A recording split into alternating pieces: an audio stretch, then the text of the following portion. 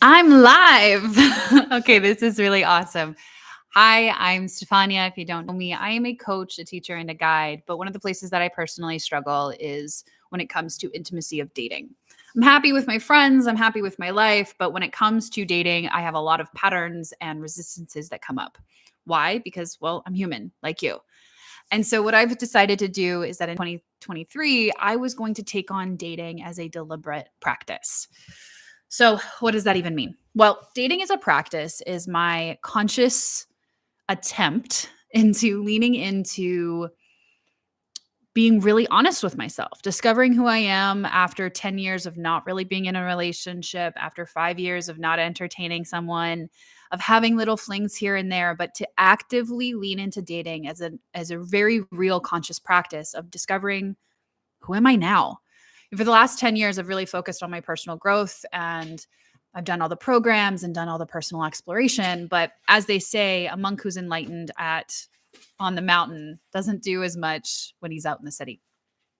So dating as a practice is simply me practicing dating, letting it be funky, letting it be clunky, letting it be weird. And don't mind Roxy in the background. But what's really interesting is that since taking on dating as a practice, it doesn't mean that I'm going on a date every week.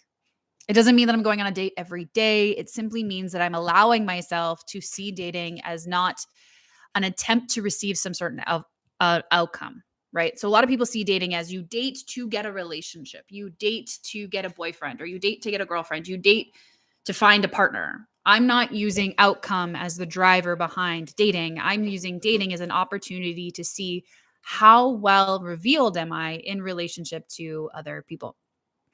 And so I want to be very clear when I do these live streams, they're not going to be like, I just went on 30 dates, although that might be something that happens in this practice. It's more so about who am I showing up as on these dates?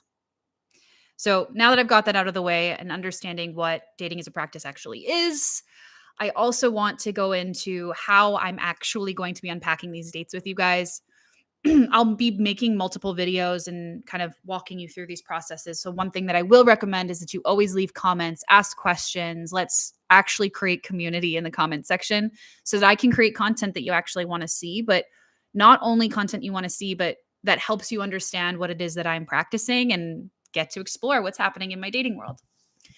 And so now that we have some people joining, if you want to participate in the chat, there is one live right now and you should be able to access it. So let me know how you're doing just so we can move forward. But let's get started on my first 6 dates, my 6 first dates of 2023. So whether you follow me on Instagram or TikTok, I kind of keep a real-time update of when I'm going on a date and then do a little bit of a digestion afterwards. But I haven't actually done all 6. So I'm going to take the opportunity to go through all 6. So the first date that I had of 2023 was back in January. He was with a local Quebecois man. It was the first Quebecois I actually spent any time with, to be honest, because where I live in Montreal, it's very Anglo. Most people that I'm surrounded by are expats. They're not really Quebecois. And so this was the first Quebecois guy that I had ever met. And I was like, cool, this is awesome. I had previously matched with him on Tinder, I think. And then I sent him a message and he didn't reply. And I was like, that sucks. And then it was only months later when I matched with him on Hinge in January when I sent him a message being like, let's try this again. Like I don't want to keep matching with the same person and then us not actually connect. And so he replied and he let me know that he wasn't really using Tinder and he wasn't really responding to anybody, but had asked me out on a date. And so we went on a date just for coffee, I think, originally was the intention. And then we ended up going for lunch. But we walked down St. Catharines. What was really interesting about this was that I started to feel very early on in the date that I knew a lot about him. As in, he was sharing a lot about himself, but not asking me any questions. So it became very easy to start inquiring more about him to continue the conversation. But at the same time, it was like, I didn't feel revealed at all. Like I didn't feel like he could know anything about me on this date because we were so entirely focused on him And I was also focused on him, right? So the more that we both focused on him, the more he could be revealed, but the more cloaked I could be on this date. And so we ended up going for Montreal smoked meat, as you do. And still, as we're having a conversation, like I knew about his past work experience. Like I just knew so much about this guy. And I couldn't figure out in myself why I didn't feel lit up in my own body. Right. Cause like on a date, you want to feel somewhat embodied. You want to feel in yourself. You want to feel vibing, you know? And I was like, it kind of felt like the physical embodiment of wah, wah, wah. He was just totally flat. And it was disappointing for me because, you know, the last time I had gone on like any amount of dates, there was always some sort of sensation, whether that sensation was rage and frustration, which we will unpack in another episode. How to unpack your very worst date. That will be a very different episode for sure, but be sure to subscribe along if you want to watch that one. But I was used to my dates being highly sensational and highly, I don't want to say hyper volatile, but quite a few of them have been. And so this flat date was like, oh, there's nothing. Now, here's the thing is you don't want your dating life to be hyper volatile because it's simply unsustainable, right? It's like chasing sparks and chasing fireworks. It's just they don't last long. They're hot for a period of time, but then they fizzle out anyways. And so you want something sustainable. But this kind of flatness wasn't just like, oh, my body's flat. It was like I'm not alive here. It's very easy to die in this conversation. It's very easy to disassociate. It's very easy to disconnect. That is more so what I mean by flat. Not flat in terms of like, oh, this just isn't as sensation I'm used to being addicted to. It's like, oh, it's just, I'm not here. And so, you know, we finished lunch and then we ended up, maybe it was dinner, must have been dinner. And then we ended up kind of driving around for a little bit. And there was this feeling inside of me that you can't end a date early, that you need to see the date all the way through to the end. What ended up happening was we went for like a nightcap at just like there's a cafe that's by my apartment that does like happy hour. And I just remember being like, I'm just here to finish the drink. Like, I'm not actually connected to this man. We haven't had like a really back and forth conversation. It's been a lot of me asking him questions to keep conversation going. And when he does ask me questions, the thing that really stood out for me was they didn't feel resonant to the conversation. Like they kind of felt like obligatory questions. That's what they felt like. They felt like, oh, I better ask her a question now. Which I mean, whatever. But I want to focus entirely on the fact that like dating is a practice of personal growth and exploration. So I have to look back at my own behavior. Okay, so I'm disconnected. I'm somewhat disassociated from this date. And I have this feeling inside of me that I'm obligated to see the date through the entire cycle, if you will. And so I'm sitting here having my drink as a nightcap and I'm exhausted. Like I'm actually tired. And yet I still forced myself to stay until both of us were done our drinks. So it was at that point when I realized that there was this wiring in me that would have me abandon my physical body to meet some sort of external rules about dating that were complete bullshit. Let's be frank.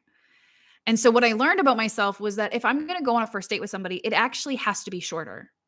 And I'm going to start giving myself this timeline of where it's like I go in and then I leave.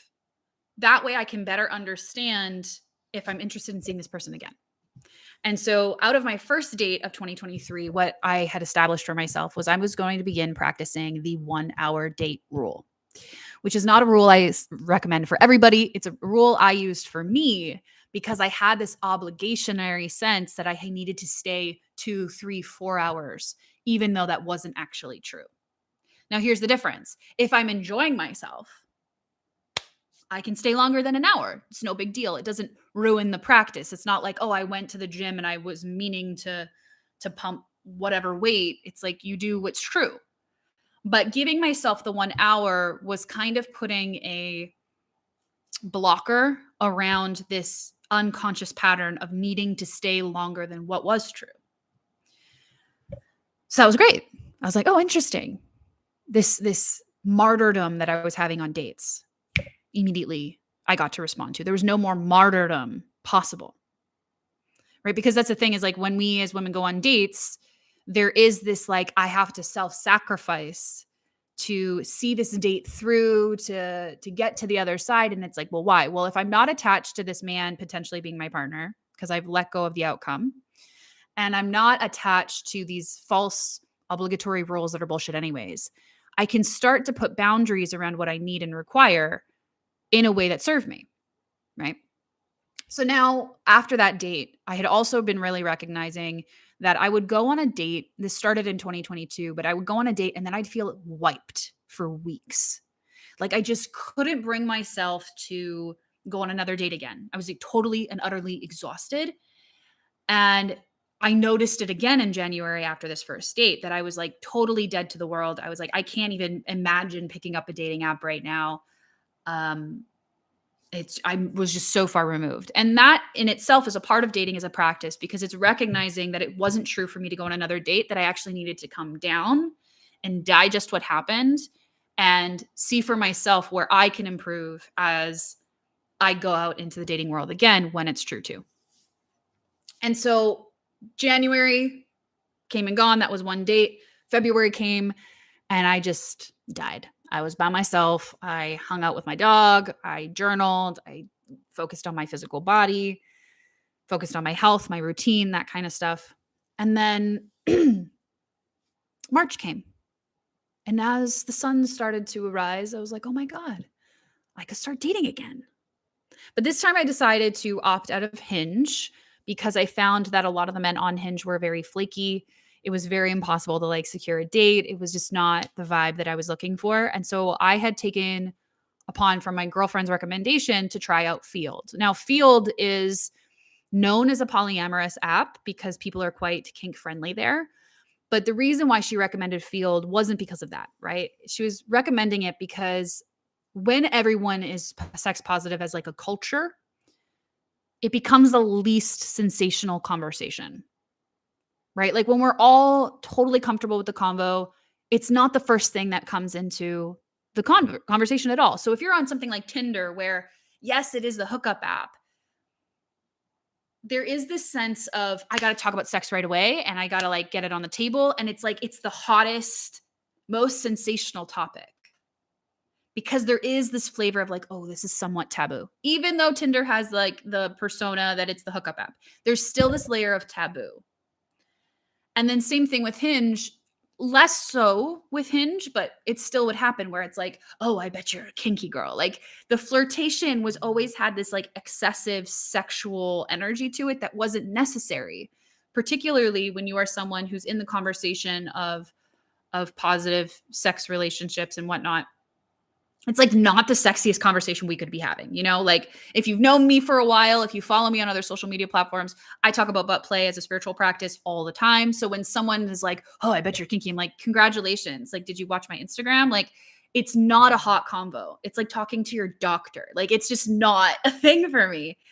And so from there, it was like, I want to be in a space where that conversation isn't the hottest, where the conversation that is the most vulnerable probably has nothing to do with sex. And that was what I was experiencing on Field from the moment that I downloaded it. Yes, everyone is very sex positive, and that's not where the conversations go right away because it's kind of like we've already addressed that. Like we're all weirdos, you know? Like we've already put that aside. And it's not as intense as something like FetLife because FetLife is very deliberate with the sexual side of people, right? So Field kind of gave me this space of much more open and honest conversations, a lot more transparency. And that was what I was craving, right? I've really been craving this sense of transparency and honesty and the opportunity to practice that deeper within myself. And so my first date was within 24 hours of actually downloading the app. And he was from France, which was pretty cool because I was like, oh, Quebecois, and now a Frenchman, like from France. And so we go on this date. And one of the things that I noticed almost immediately was I could feel his sense of financial insecurity. Now, this was a really interesting spot for me because for most of my dating life, I've always been the breadwinner. Like, I've always made more money than my partners. I've always been the one who, like, financially kind of provides to the relationship. And in the last couple years, I've been really turned off of that. Like, I don't wanna be the breadwinner. I wanna be an equal, right? Like, I want us both to be thriving. I don't want one of us to be thriving and then one of us having to be supported. And so there was this flavor that is as he was talking and some of the things he was saying from like, "Oh, I live in the cheapest part of Quebec." And I was like, Quebec entirely is very affordable. And so when someone thinks that this city is too expensive, there's a part of me that's like, "Oh no. You've got a cheap pattern and that's not gonna work in my lifestyle." Right? But at the same time, like understanding that's where he is and that's the choices that he makes. There's nothing wrong with what he wants to do. This is in relationship to what I require in my life and the things that matter to me. He had made a comment about what I was ordering for dinner around like, "Oh, you must be ballin'." And we were just at a pub. Like there was nothing crazy about this restaurant. And I remember thinking, I was like, I don't want to be with a man who, when I look at a menu, I'm not allowed to order the thing that I want, particularly because I'm happy to pay the bill. Right. And so the moment that there's a comment made about the thing that I desire, that relationship is already doomed in my perspective. Like he's making comments about what I'm willing to spend my own money on. The expectation isn't that you buy me dinner, right? Only if we like each other. But to make that comment, I was like, ew. And I was grappling with it because who am I to say that I want a relationship with a man who's financially secure? Now, this is what also prompted a whole series of teachings around the word security because I think a lot of people distort that. And they're like, oh, financial security, she wants a rich man. That's not the same thing. That's not what I'm saying. Financial security is enough self-confidence in your capability of making and spending money, meaning you are secure in your ability to handle finances. That's what financial security is. And so for me, I'm financially secure because even if my life implodes tomorrow, I know how to make money. I know how to get a job. I know how to spend money. Like I know I'm competent and confident in my skill set to respond to the reality I'm in when it relates to finances. Even when things are tight, right? Like even when financially things aren't going great, I'm still confident in my ability to shift what I need to be able to have the money that I require. This guy was not. This guy was very rigid around his finances. And I was like, ugh, like that doesn't feel good. Also, because there's a part of me that's very clear that I want a relationship with someone who also wants kids. And so someone who's scared of money in any way,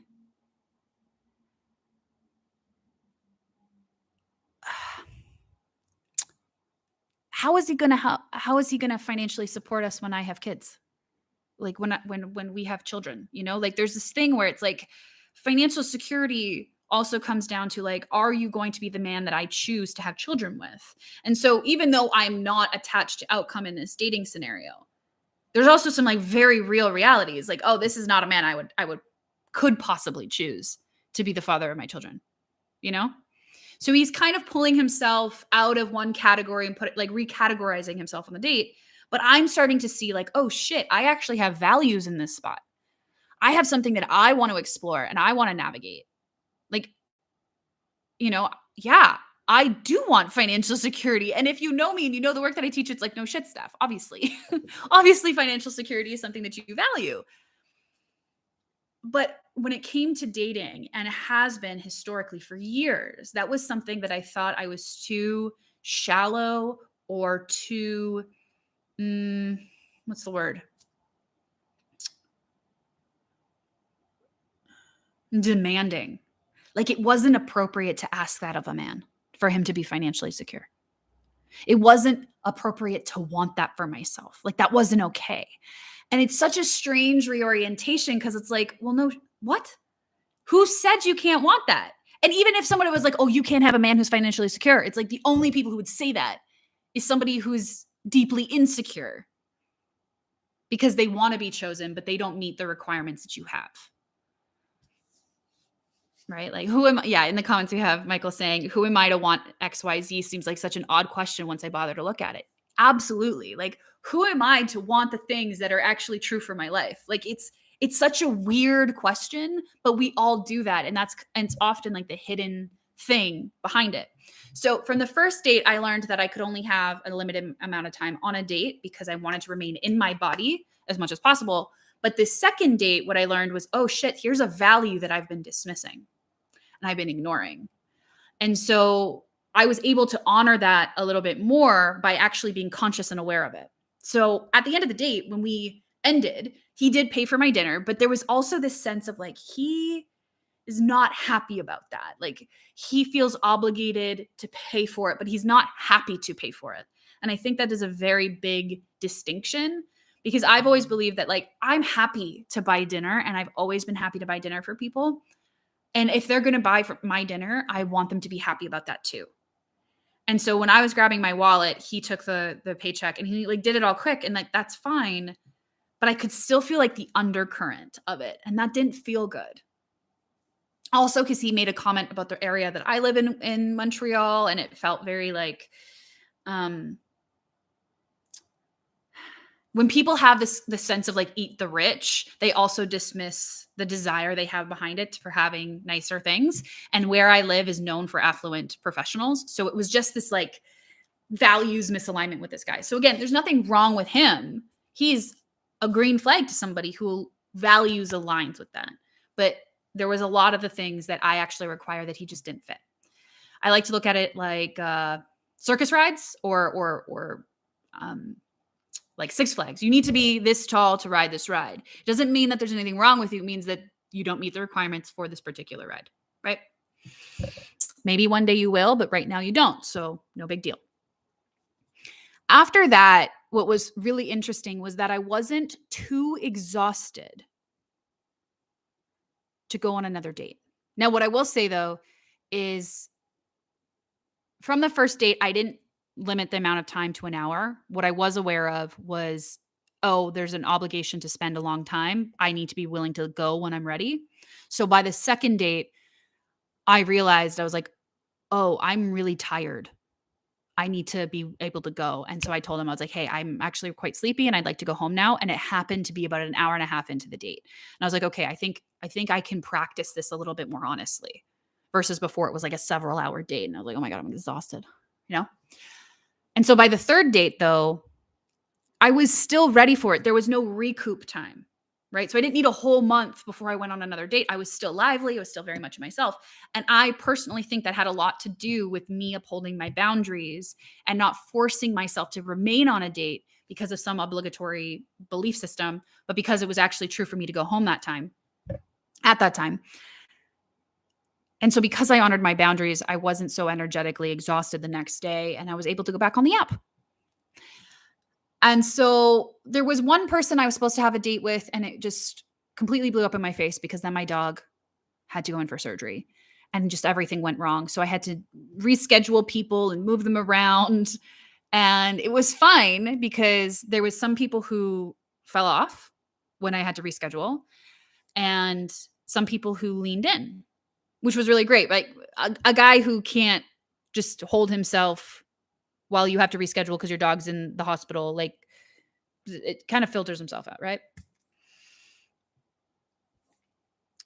So it happened to be an extra week before I would go on my next date. So date number 3 was probably my most interesting date of all 6 so far. And I did do a digestion on my Instagram live. And so if you guys want to see that, let me know in the comments and I'll bring it over here. But what was interesting about this particular man was that his profile mentioned nothing about open relationships or polyamory. But then on our date, he was very clear that he's anti-monogamy. He was unwilling to use the words of open relationship, of ethical non-monogamy, of polyamory, whatever. He didn't want to use those words, but he was very adamantly anti-monogamy, which at that point felt very unclean for me because I probably would not have gone on the date had I known that prior, right? But I was also in this like physical sense of myself that I was like, okay, I'm unattached to outcome. I am only going to be here for about an hour, hour and a half. I need to be clear that he's financially successful. Like there's certain things that are being not checked off, but like, does he meet these or not? And if he doesn't meet these, can I still stay open to being connected in whatever way the connection is true? And so all I did was like everything that he was saying, it was like, open it, receive it. Okay, I don't got to make it mean anything about me, which is interesting because most people, when we go on a date and someone shares something, even if it's a countering belief system or a viewpoint that counters our own, we see it as like, that's a red flag. And it's like, well, no, it's just not your flag. It's not what aligns to you. And so I took it from, if I'm unattached to outcome, I'm also unattached to him having to be perfect. I'm going to receive him for who he is, as he is, and that's okay. By the end of the date, though, it was very clear that we weren't a match, right? Like I had shared my requirements, he shared his requirements. There was obviously we were going to be clashing. The next day he sends me a message and he says, I just want to say it's very fascinating at how open you were, even after receiving blow after blow. Now, what was interesting about that particular communication was that it was obvious that he was in, like, the way that he was talking was intended to provoke me. It was intended to have me freak out and snap and like react in some way. But because I was unattached to him having to show up in a way that pleases me, but he could just be who he is, what ended up happening was I got to just receive him fully as he was. And he didn't get his way. Now, his way was to have me be hyper volatile because that is the response of someone who's in an addictive pattern, someone who's in the trauma response of relationships. Remember how I said like earlier, I've previously had hyper volatile relationships. I've had these sparky, passionate, intense relationships, but they fizzle. They're not sustainable. And I'm leaning into sustainable relationships. I want something that lasts, that's lush and eternal. And so he was fascinated that I didn't react to him because he's so used to people reacting. And that's the drug that he was fiending for. I wasn't going to feed his addiction. So what's interesting is like I had shared that to my Instagram stories and I had a couple women being like, oh my God, what a red flag. He's obviously toxic. Sure he is. But do you know how many women secretly love the hypervolatility of a passionate relationship? Most of us, right? And so for myself, it's conscious awareness and deliberate practice where I don't want that. I would love, passion, but not at the expense of my openness. Because if I'm open, you don't got to change. You can be exactly who you are, the way that you are. There is nothing wrong with you. There's nothing I need to change or manipulate or shift or evolve. I don't got to fix you, nothing. And so when we approach dating with that lens, it's quite funky how men respond to it on a date. He was like, what the fuck? Like, this woman isn't reacting the same way that I'm used to, which I'm pretty grateful because that means that I've grown as a person, because that wasn't always the fucking case. So if anything, that particular date showed me that as long as I'm totally open and totally surrendered and allow people to be exactly who they are, I hate to say it this way, but like the energy kind of does it all for you. Like that energy is radiant and that will carve out the people who are repulsed by it, or it'll call in those who can handle it deeper, right? If people are repulsed by your brilliance, they'll fall away. But the people who are like, wait a minute, I want to see that, they'll lean in. And so with him, I was totally wide open. And he would probably have the capacity to be in my brilliance, but he was too attached to his own perspectives of monogamy. And like, he was very, very traumatized as a man. I will just say that because he told me quite a bit about his life. But all of that was just bullshit, right? All of his excess wasn't the truth of him. So when I leaned back and I just let my radiance out, there was a part in him that flickered and was like, wait a minute. And so he just had to acknowledge that, which was really beautiful. But he was also not going to lean in. He wasn't going to lean into that light. He wasn't going to lean into that openness because that openness required something. It required you to be this tall. And in that particular relationship was, I am not interested in non-monogamy. I'm a monogamous girl. Why? Because I also am a very jealous person. And I know that about myself. And I'm not going to put myself in positions where I could just stop being jealous. Like, no, that's my man, you know? And so he wasn't willing to do that. So he got to acknowledge that, wow, there's this brilliant light that is so fascinating, but I'm not willing to be the person I would need to be a part of it. So the energy of me just being open filtered him out. I didn't have to do anything. Like, it was cool, you know? So by the fourth date, which took place 48 hours later, this was the first date that I went to someone's house. So what did I learn from the third date? Be in my openness, be in my rightness. The one that I went to on the fourth date, he had cooked me dinner. And I recalled that there's a moment where I was like, cooking to me takes more effort than mixing pre-made ingredients together, but like, all right, I'll accept it. We did have a lovely makeout, which was nice, but in this particular date, it was also the practice of boundaries with myself when I was full. Like, I'm done. And I think that's one of the ones that I needed to practice the most, because that's what makes me exhausted. Like, this unwillingness to be like, I'm done. I'm tired. I want to go home. And understanding why I was doing that was a sense of like, well, I feel obligated. I feel like I owe him something. I feel like it would be rude or whatever. And that is kind of the dictator of my behavior. Well, that's not truth. That's patterns. That's behaviors. That's indoctrination. That's societal conditioning. That's not truth. The truth is like, I'm too fucking tired to be on this date. And so on that fourth date, there's a moment where we stopped kissing. I was like, okay, I think I should go home now. And he was like, what? I was like, yeah, I'm really tired and I'd like to go home. And so even though it was inconvenient, right? The energy we could have wrote it all night. You know what I mean? Even though it was inconvenient, it wasn't true for me to stay. And so the most reverent thing was for me to honor what was true. And then what was true was for me to leave, which was great. Now, I do want to say, none of these men were second date kind of entertainment for me. And it's not a problem because like they didn't reach out to me and I didn't reach out to them. So I don't feel any guilt about that. But I think sometimes people get attached to getting to a second date. And they get attached to who they're seen as on that first date, that they need the validation from the person that they were on the date with, that they were good enough, which was then shown in my fifth date with this gentleman who was Greek, not from Greece, but who was Greek. He made sure I knew that. And what was interesting about this gentleman was I had to become very aware of my glamour. So I had worn makeup and I went in like, I mean, like I'm wearing makeup right now, but like when I really do my makeup, like I really looked beautiful. This is just cream. Like this isn't really anything. And I wore makeup and I went in and I was just so aware that I glamored the man.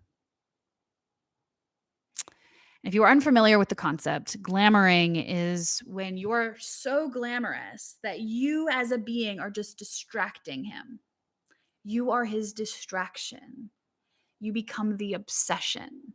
You become the projection of everything they've ever thought that they wanted.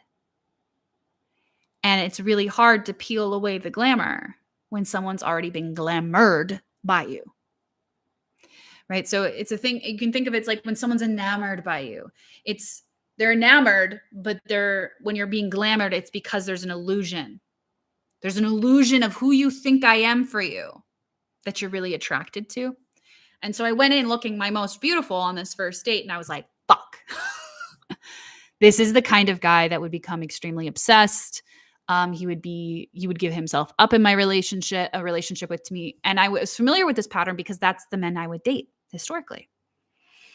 The men who have no bone for themselves, like it's my way or the highway. Like there's not really the ability to hold their own in a conversation with me. It's a lot of pandering to me, which doesn't feel good.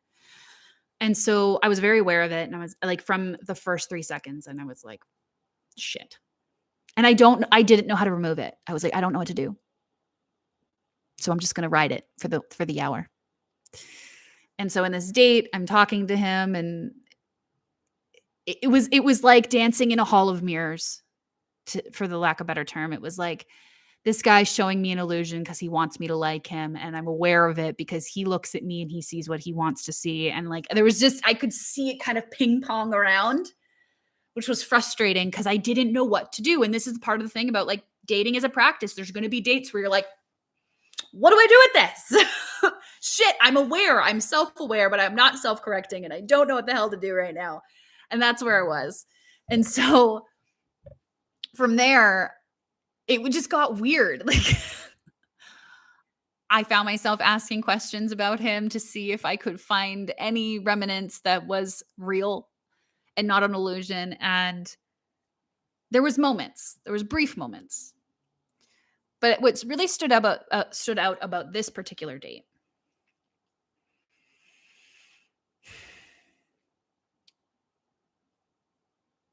was, for whatever reason, we like to talk about like dating in general. And he was like, "So what's your experience on the app?" And I was like, "Oh, it's been pretty great. I really enjoy the transparency and the honesty among people." And he's like, "So no like relationships or anything out of it?" And I was like, "No, not yet." And he's like, "Until you met me, of course." And there's something about that comment that I was like, you don't know anything about me yet. Why would you say I want to date you when you know nothing about me? Like, do you even want to date me? Like, I don't even know if I like you as a human. And so there was this moment where I was like, I don't like that conceited level of confidence, because there's a difference, right? There's confidence that's just energy, right? It's someone who's confident in who they are. And then there was this spot of conceitedness that didn't feel great. Like it just felt, yeah, it's like, what? Like we have been on this date for exactly 35 minutes. What? And, I learned a couple things about him that were fine, but it was also the nail on the head for me was that he was about to go through a transitionary period. He worked a day job and he was like, "Oh, and I want to go start my own thing."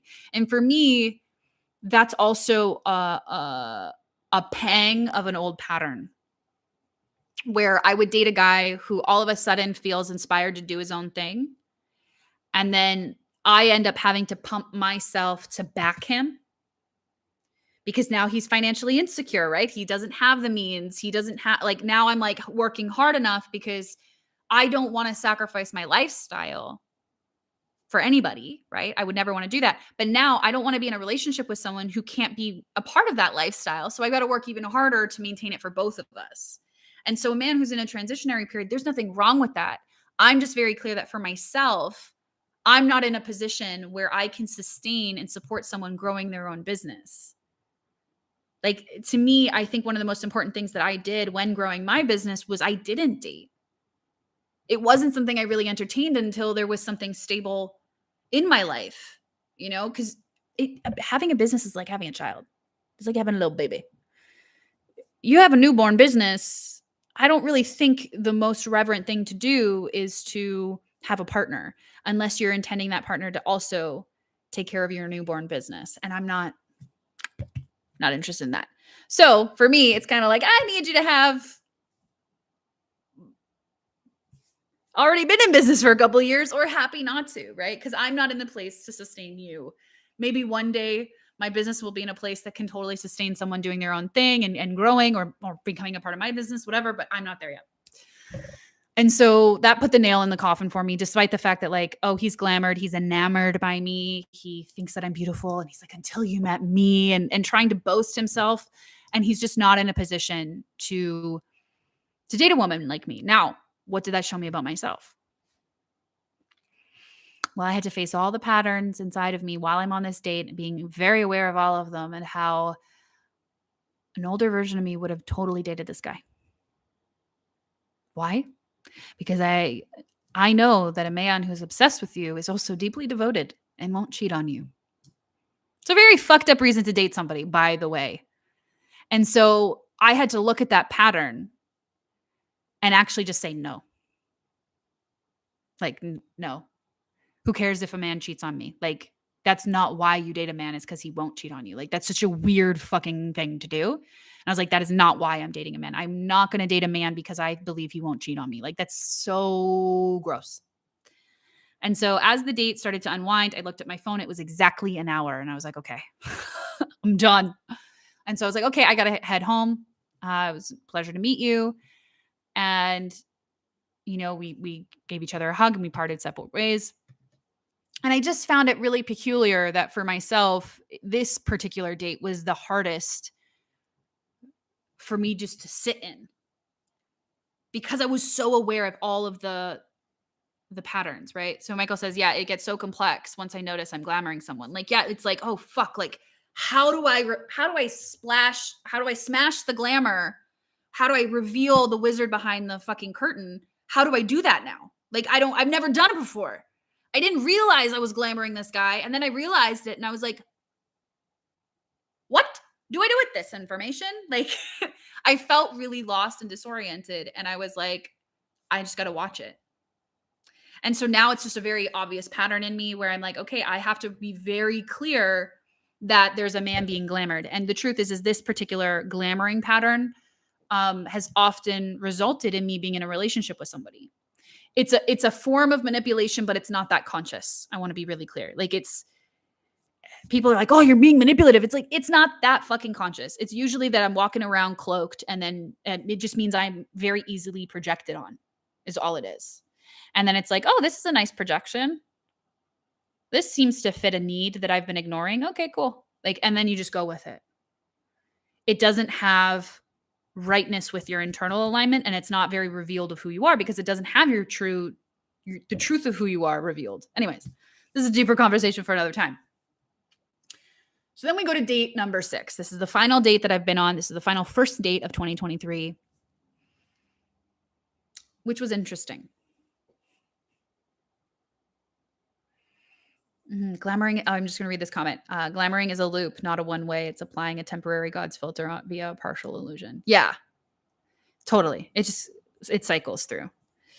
I just don't think it's very conscious. Like those of us who glamour, like we do it really fucking well, by the way, I gotta say, we're just glamorous people, but it means that like we become projected on all the fucking time. Like people have ideas of who you are because they can't actually feel the truth of you because the glamour's there. It's like it's a hall of mirrors. It's smoke and mirrors. That's all it is. It's like here's a distortion, and it's hard to unpeel it. So I'm working on that one myself. But date number 6 was interesting because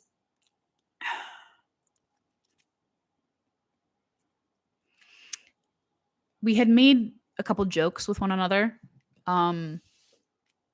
about like our routines. And I had told him, I was like, I like to be at home by 8. Like, I'm just such a tired girl, as we've learned from the first 6 dates, right? Like I get tired very easily and I need to be home. Like I just can't be pushing myself that way. So I had told him that like I cannot leave the house after 8 p.m. And if you followed me on Instagram, there was an actual Instagram story that I posted, and it was a meme being like, you're an adult when you can't leave the house after 8 p.m. And then I included a screenshot of the conversation that I was having with this guy where I literally tell him I'm not leaving the house after 8 p.m. I was like, yeah, same. A couple days goes by and we had planned that we were going to go on a date on like Wednesday or something. And he's like, hey, are we still on for tomorrow? I was like, absolutely. How's 6 p.m.? That's when I'm done my day. And he's like, does it have to be 6? Yes. Yes, it does. And he's like, can it be 8? Now, here's the thing. I know what you're thinking.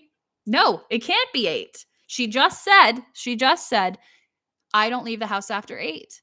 So obviously she would tell him no, but do you think that's the embodiment I have right now? No, because dating as a practice is actually just letting your patterns flare up and then learning how to respond to them in real time. Here's the thing. The way that my thought process went with this was, if I'm only going for an 8, am I willing to stay up till 9? That's where it was. And I was like, if the date is only an hour, because that's the practice right now, can I leave at 9 p.m.? And I was like, yes, I can stay up until 9, out on the town. I'll come home. I'll still be in bed by 10:30. It'll be fine. So I get ready. And because I was attempting, I'm like, okay, I'm not going to glamour this date. So what did I do? I didn't wear makeup. I literally put cream on my face. And again, if you watch me on Instagram, I talked about that. I was like, I'm trying not to glamour people. So I'm not going with a full face of makeup. I'm not going to put my hair all nice. Like, I think I had it in like this nasty up bun and like cream makeup. And I just wore really casual clothes, like trying to be as not my best self as possible. I wanted to be as authentic and real. And the truth is like, that's more me on a regular basis. I show up on this date. And I forgot that on Field, you use imaginary names. And so this guy didn't have my name. And so when the bouncer asked, he was like, hey, what's the name? So when your friend arrives, I can tell them that you're here. And I was like, oh, shit. So I gave him both my field name and my personal name. And then I made sure to message the guy. And I said, hey, I didn't actually share my real name with you. Here's what it is. Obviously, my name's Stefania. And so I'll read these comments in a second. And so he messages me back. He's like, oh, why didn't you feel the need to tell me earlier? I was like, to be honest, it just didn't come up in conversation. And your name is obviously not yours. And so it's fair game. And he's like, that's fine. He's like, is there anything else I should know? But I didn't see that last message. I put my phone down. I ordered my non-alcoholic beverage and I was sitting there and I was taking in the ambiance because really was a super cool cocktail bar. Like it had, imagine with me here. It's like golds and greens and pinks and gold swan cups and velvet and silk, like a very like eclectic vibe that was very cosmic. Moroccan meets cosmic is what I'm gonna go with here. And so I'm sitting there and then I'm like, wow, I'm waiting for quite a while. I pick up my phone and it's 8:15. I read the message that he sends me saying, is there anything else I should know? And at this point, I'm annoyed because I didn't want to leave the house after 8 p.m. And now it's 8:15 and he's still not here. So I replied, you're 15 minutes late. He ultimately showed up at 8:25. At this point, I was annoyed, but I was also enjoying my beverage. Right? I was enjoying my drink. And the only thing that I was delaying on was ordering my pizza. And I remember telling him, like, by the way, like, I'm ordering pizza. I'm hungry. So I'm going to order pizza. Pizza came. We had our conversation. He made me laugh and that was great. But then I just could feel that the lack of reverence for time really bothered me. Like the fact that he didn't communicate it. And so I made an underhanded joke about him being late. And then he explained himself. And his reasoning was that he had made a promise to his roommate that he couldn't change. You know, his promised his roommate they were going to go to a store and buy some things for their apartment or whatever. That's not the problem, though. The problem was that he didn't communicate to me that he would be late. He waited until I pulled on him to be like, where the fuck are you? He didn't just reschedule with me and say, I'm so sorry, I have plans tonight. Like there was this spot where I'm like, holy fuck, I just became a part of your charade. Now, Michael says, how a relationship begins has a lot of hints about how it'll continue. So what patterns it makes up. So him starting by pushing your boundaries, like shocked face, absolutely. Right. So not only did he ignore the fact that I said 8 p.m. and then I allowed it. That's the key that I want to say here. Dating as a practice is not necessarily about him and what he's going to do. It's what I allow. I allowed him to push that boundary. And then he shows up super fucking late.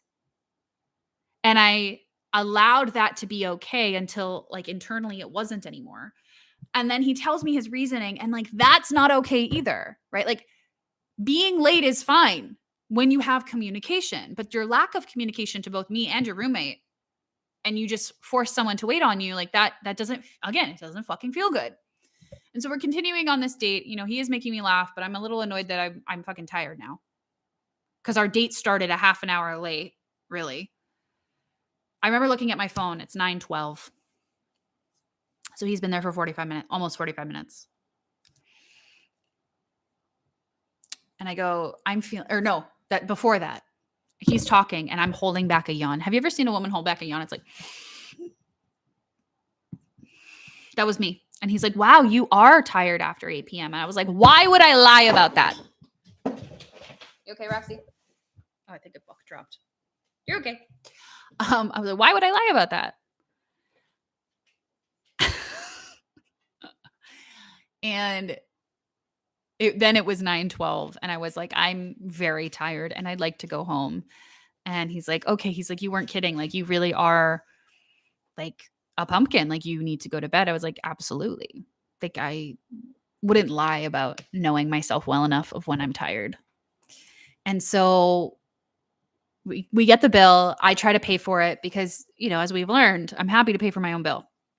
He pays for it because he's like, I asked you on this date. It's like the least that I could do. And there was a part of me that's like, you're fucking right. It is the least you could do. But then another part of me was like, wow, like that's actually really kind. Like all he had was a drink. I had a pizza and a non-alcoholic beverage. Like, thank you.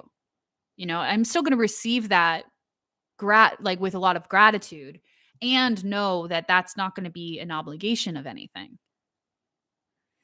So he pays for the bill. We go outside, and I had made a comment being like, well, where do you live on the island? And he points it out. And I was like, oh, interesting that you picked this bar. Like, this bar is the furthest from you. Why didn't you pick something in this neighborhood, which was like halfway between him and I? And he's like, oh, are you implying a second date? And I was like, that's not what I'm implying. I'm just saying it's such an interesting spot that you picked this one instead of something that actually was between both of us. It was just a comment, wasn't anything. And then we go downstairs and it's snowing like crazy. Okay, so it's like 9:30 now. I'm tired. I'm kind of like capped out emotionally. I needed to go home. I called an Uber. There's a snowstorm hitting my face. It's like the last snowstorm of the year hitting my face. And he turns to me and he's like, well, if you're going to ghost me, I'd like to know now. And it felt so abrasive because I was already closing down, right? Like things only feel abrasive if you're not open and receptive, but I was already closing because I was exhausted and I was tired and I was annoyed. Like all of those things kept coming in. So I kept closing in. And the closing started from the moment I said, yes, I'll go on a date with you after 8 p.m. That's when the closing started. So I wasn't fully open on that date. And so when he came in with that question of like, well, if you're going to ghost me, I'd like to know now. It just hit me so hard. And I was like, what are you talking about? I was like, I am too tired to even answer that question. Like, that's not where I'm at mentally. I'm exhausted. And so I get home and I message him. I was like, you did not ask me if I was going to ghost you. He's like, well, I'd much rather be straightforward. Like, that's really admirable. And I was like, I guess, but like, I don't have the capacity to answer that question. I need to digest the date. I need to feel into it and then decide from there. And he's like, okay, I understand. And so after I ended that conversation, I came home, I went to bed. The next day, I swear to God, I felt like I died.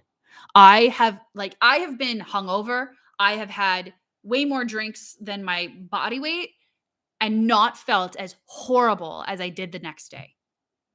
Keep in mind, I didn't have any alcohol and I felt like I had just gone on a bender. And I really did. I did go on a pattern-based bender. I ignored my boundary around leaving the house at 8 p.m. I stayed after he was 25 minutes late. I continued to entertain the conversation. And even though he was like giving me excuses of why he was late, all of this stuff, I kept abandoning myself to remain on the date. But in the spots where I didn't abandon myself, like, hey, I'm tired, it's 9:12, even though we would only been on the date for 45 minutes, it was like, I'm done. Like I honored myself there. And then I honored myself in telling him that I didn't have a response. And so rather than actually just ghosting him, because there was a part of me that was like, well, fucking, I'm going to ghost this guy. And I was like, no, we're going to do the sober and adult thing.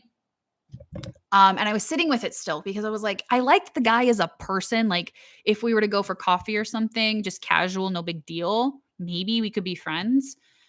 But then there's a deeper part. Is like, Steph, can you really be friends with somebody who's 25 minutes late and doesn't tell you? Like that part that he didn't tell me. You want a relationship in service to truth, but you want someone who won't communicate what's real to you? That they're busy, that they're at IKEA? Like that part? And so sitting with it, and while I was sitting with it, I get a message. Hey, by the way, are we going to exchange numbers? Oh, geez. So I replied to him and I said, to be honest, I don't feel that's true for me. I'm happy to get to know you as like a casual friendship, but I don't have the desire to go on a second date.